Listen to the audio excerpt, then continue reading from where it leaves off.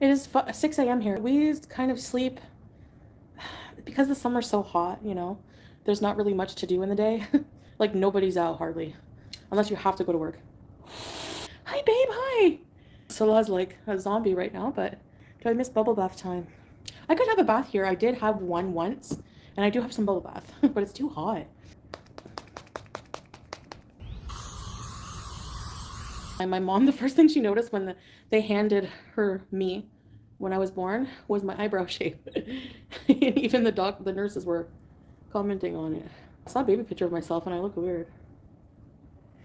Sorry, I have like, I'm not brushing my teeth with this, but I like to wipe them. You should try it, I'm telling you. Shine your teeth. Do you get earwax? Actually, I told you I don't have that gene, Rebecca, where I don't have smelly pits and I don't get earwax. I always wondered, okay, you guys think it's BS?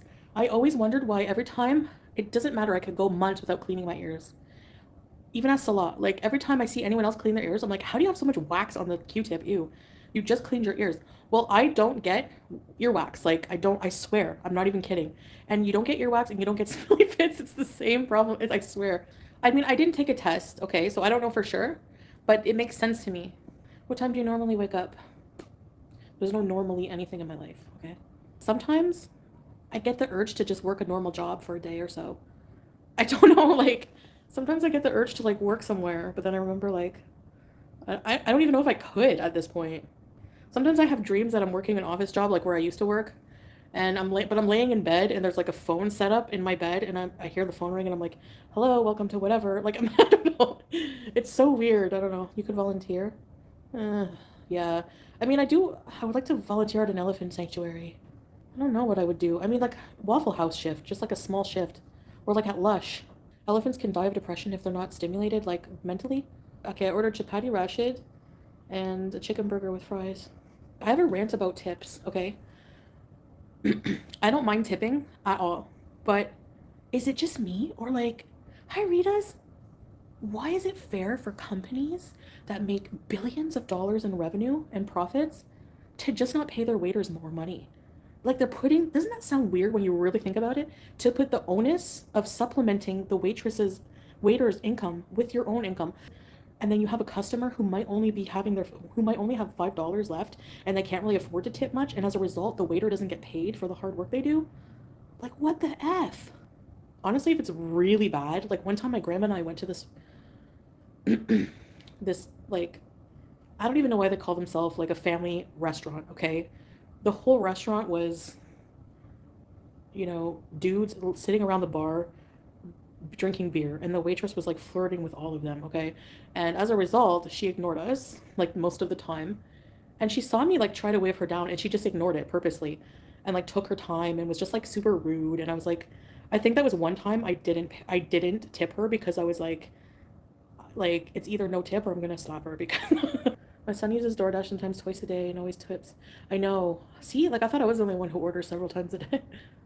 Do you miss hamburger eyes? Not that bad. Oh my gosh. Remember? Oh yeah, hamburger eyes. Like sometimes I would wake up at the villa and this would be my day. You know, my cats would be on one side of the bed. You know, BBJ would be near the window. Sam would be here. And I'd have my phone charger plugged in like this, my earbuds, my phone, and Uber Eats open, and the Green Mates, what was it called? Like cannabis something, Ottawa or something like that.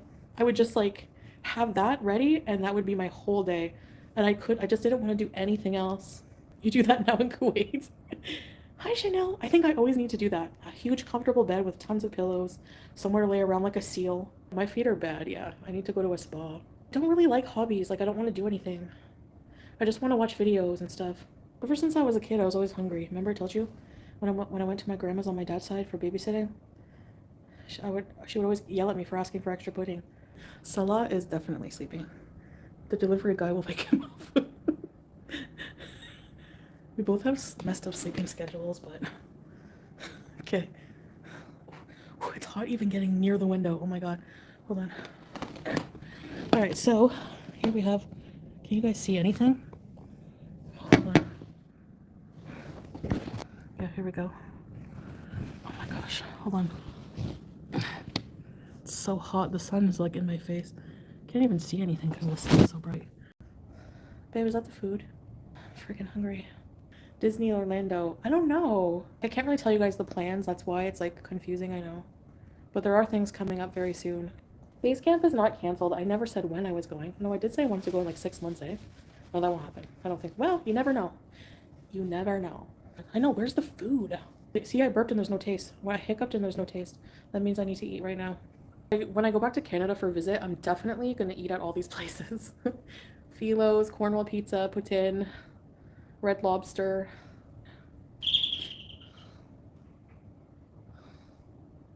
You know what? Our doorbell sounds like a bird.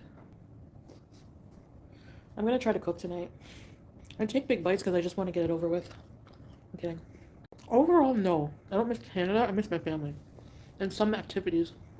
I do miss the long road a bit. I mean the long road when I had nowhere to go. Like, when it would be an empty road and I would put my tunes on. But we can do that here. What age did I learn to drive? I was 25. I never had one accident. No, not a bad accident. I ran into a woman once. I was crying. And that's about it. I was in distress and that's about it. I like hit a bunch of curbs, but my weight is about 370 pounds. Why am I still hungry? My appetite's insatiable. The only thing I do lately is eat. Well, that's because I'm back to mukbangs, you know? And I don't stream my whole day and my whole life anymore. I mean, I don't just eat all day long. Sometimes I do eat a lot, like for a long time sometimes. My whole life is not eating, but it's a big, big part of it, yeah. Salah's my first love. Food is probably after my family. Food has always been there, just always. Like I said, from the time I was young, I remember being obsessed, going to my grandmother's and being comforted by the thought that she was going to babysit me on my dad's side. And she made the best food. She made these little sweet and sour meatballs. And she just was in the kitchen all day cooking food. And she would give me these yummy vanilla puddings and make me chicken nuggets and all this delicious food. I remember like having my first bag of chips ever. I remember the taste, the smell. There was a little tattoo inside, like a stick-on tattoo. Yeah, you get a feeling, like a comfort feeling from food. Anything I do in life, I always get excited about the food that's going to be there. Yeah, I remember the first bag of chips was dill pickle chips. So now I love dill pickle chips. Yeah, my grandma screamed at me.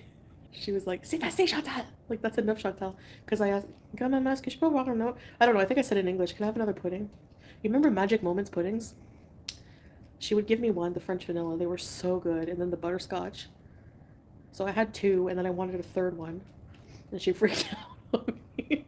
Okay, so growing up, I went to a pure French elementary school. We didn't start studying English until grade 4. I remember the textbook in grade 4. We were so happy we could start talking English. It was language and learning arts or something, and some people would always write farts, so they would write language and learning farts on the textbook. They would put an F in front of the A. Funkle. I don't think that people enable followers enable because it's not their responsibility to cure me of anything that I have going on. They're just observing and they're here for me. Nobody's enabling her. Chantal's an adult. Addictions aren't that easy to say. Yeah, and I feel like people going through addictions and eating disorders and everything, they still deserve a following.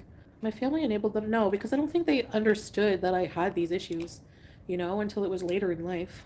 Most parents do that. They reward their kids with food. We grew up in, like, we were on welfare and we didn't have a lot. And I think my mom felt bad about that. Like, she wanted to prove that she could take care of me. And my grandmother was really, like, wanting me to stay with them because she was young. My mom was young. She never wanted me to feel like we had no food, even though probably a lot of the time we didn't, or she wouldn't eat. I remember talking about this in therapy, how I always felt protective over my mother. Like, I always felt bad because I saw her struggling a lot, and being afraid herself. She was always so afraid because she was a teenage mom and we lived alone. And I think she did her best. I'm just grateful she had me, because a lot of people at the time, like her doctor and everything, they were saying, like, well, you're not going to be able to go to school because she was shunned on for being a teen pregnancy. She was like 16 going on 17. And but she was in love with my dad and she wanted to have me, so she hid her pregnancy from my grandma and grandpa for many years. My grandma said, she's like, the one time I really hated your mom was when she told me she was pregnant with you. I'm like, but grandma, you said that you love me more than anything. You're so happy she had me. There's only so much a family can do for you, right? Like, you're an adult and you have to be responsible for yourself. Sorry, not for many years, for many months. She hid her pregnancy until she was like late in her term, like maybe 6 months. My mom likes to watch my vlogs with like Salah doing things, but she doesn't like to watch me eating. Yeah, my family always like expressed concern, but there's not really much they can do. I have to be the one to change. My mom tries to be helpful. Like whenever before I go to visit, she'll say, we're gonna be cooking a lot of things, cutie, and like, you know, make me like veggie platter with like light dip and stuff like that. But sometimes I'm very willful and I'll be like, oh, I'm going out for a while and I'll go get a poutine. Like I'm almost 40, so I can feed myself. But my mom does try to help out when she can. Like sometimes I can be an angry person. I have bad anger issues and I don't know, mentally ill. I've always had a pretty torn audience, like haters and still have a lot of fans. I feel lucky for that, like knock on wood, but I feel like I've driven a lot of people away for sure. But I mean, at the same time, I felt betrayed a lot too. Like I find like you lose a lot of trust in people. Your brothers know you. I met my brothers once, and my oldest brother, I think he was, how old was he at the time? 12 or 13 when I met him. He was saying how he watches my videos. So I think they watch me. Like my dad was watching all my videos, and he would call me from work and talk to me about it, but try to like give me advice, like don't worry about these people. Any attention's good attention. Just don't even listen to them because he would give me these like pep talks. And then my my brother said he watched, my videos and looked up to me. Like not looked up to me, but he wanted to be a YouTuber. So he was always asking me. But then my other younger brother just didn't even like he's very like whatever, very not what is it, dismissive. He was just playing hockey on the TV. Like he was like glued to the TV. So I don't even really like think about that side of my family at all. When I was younger, I was closer to my dad's side of the family, more like my grandmother, my aunt, but not really my dad that much. My dad had very bad issues with food. Very overweight, but then he would lose weight and get buff, and then he would gain weight again. And I remember my mom finding something really odd about his like problems with food because he would be like,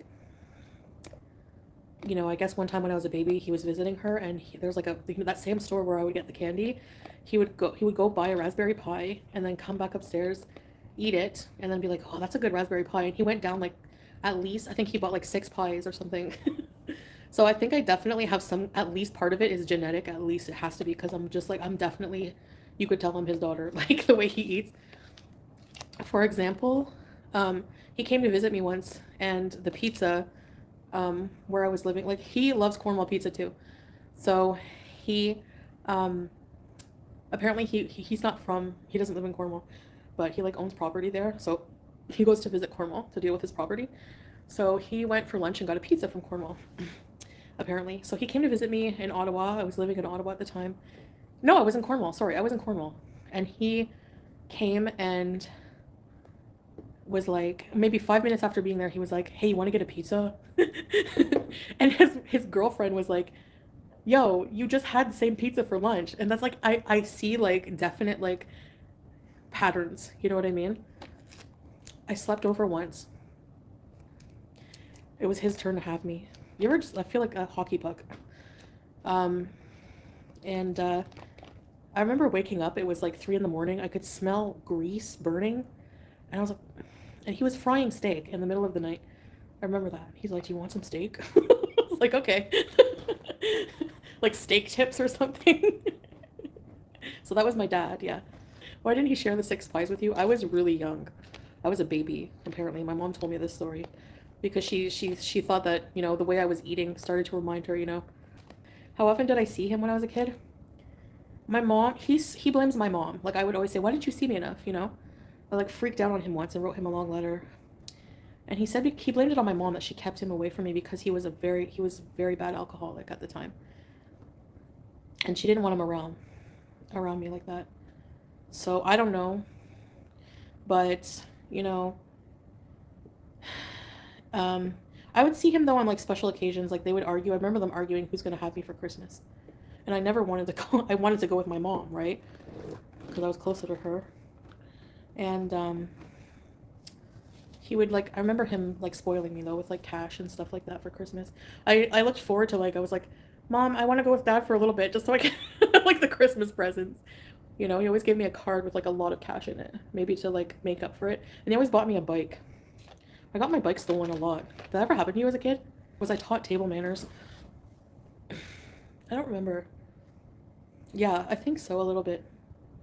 Yeah, I mean, my mom taught me things, but my mom was not strict. She was a very soft-hearted person, so she's not strict. She doesn't yell. Did he give my mom child support? Yeah, I think so. No, she didn't teach me how to be judgmental. She's not like that at all. My mom doesn't shame react. She doesn't shame reactors. She doesn't even talk about. She tells me to ignore them.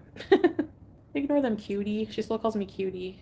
As if there would be a stream of me saying my uncle is my dad. Like, that's just ridiculous.